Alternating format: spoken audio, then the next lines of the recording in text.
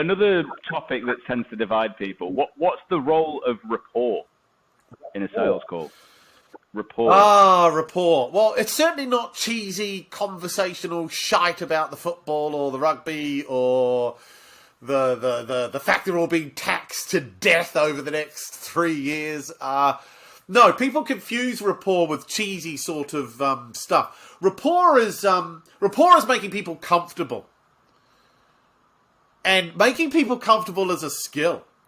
Because most people tend to make others awkward and uncomfortable. You just sit in a room with salespeople and watch how they act, how they sit, how they interact. And it's so formulaic. And they don't make the prospect feel comfortable. And they ask questions in a way that makes people feel a little cross-examined and interrogated. So rapport, the key to selling well, is making someone opposite you feel comfortable. And in order to make people feel comfortable, I have to behave and act a certain way to get them there. And so, I deliberately look the way I do for a reason. Because I don't come across as particularly threatening when I walk into a room. Well, what can this fucking idiot with long hair teach me, yeah? We'll hear him out, then we'll chuck him out sort of thing, right? So, I've seen the looks I've get. I've seen it when I've walked in. You get that look where they give you that look, one up and down look, and it's like, what the fuck? Yeah? And then as soon as I see that look, I think, got one. Yeah. So it's making people feel comfortable. That's what rapport is. And to make people feel comfortable, the easiest way is for you to deliberately struggle.